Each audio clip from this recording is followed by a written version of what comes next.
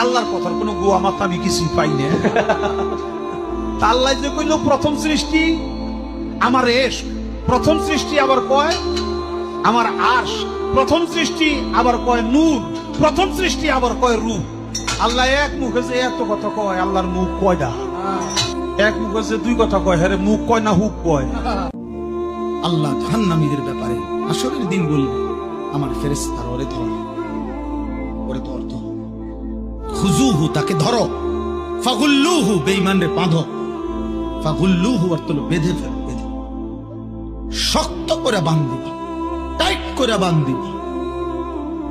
আচ্ছা কেমনে বাঁধ দিবে জানেন? বলি ওই ভাই শুনবা, তাফসীরের মধ্যে আছে, বলবো এটা।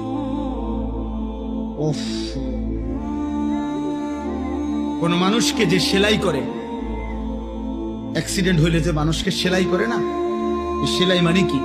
সেলাই মানে হলে সুই দিয়া সুতা গোস্ত সহ এরপরে উঠাইয়া বাঁধ, এটারই তো কয় সেলাই।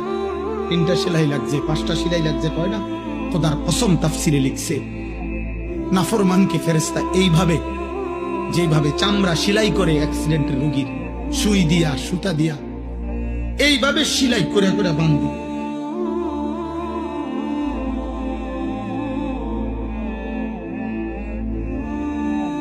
খুজুহু ফাগুল্লুহু